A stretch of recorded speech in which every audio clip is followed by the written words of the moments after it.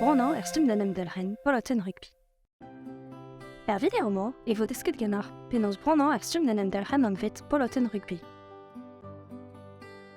Stumse a zo dreist evit ar mamou a zo tremenet gant ar rezarian.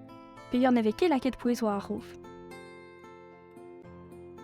En ar nem delhen stumse echal ar vant gwelet mad ar pez adremen a neuke en chamba tipavik. En instaliet en oiz gant ar pluik adrikokein a goutiskoa. Daouedar pe an distinio kligeio. Stalit ar vavik war ar pluek a dal da beg ar vant. Merit oprer din an ar vavik eviten souten. Dalhet chouk ar vavik gant palmant dorn a lakit obiziot a gopismeut drek ediskoa.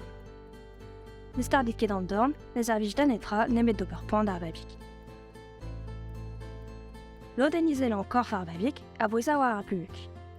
Even adre ar halber stok da kain ar kador a drekor. Harlinkil lipenuel ar vavik gant beg ar vant.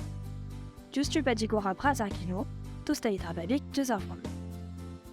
Gol ar ri non pas da oublegan e trezek ar vavik. Tostaet gentor e ben en ar vuntan war e chou kom pal oan dan. Evel-se nenem d'ar fet ket en ar stum desplejus. Ar abad puntan war pen ar vavik, sans suble. Daoust al ar raio en ar belad e ben deus ar vant.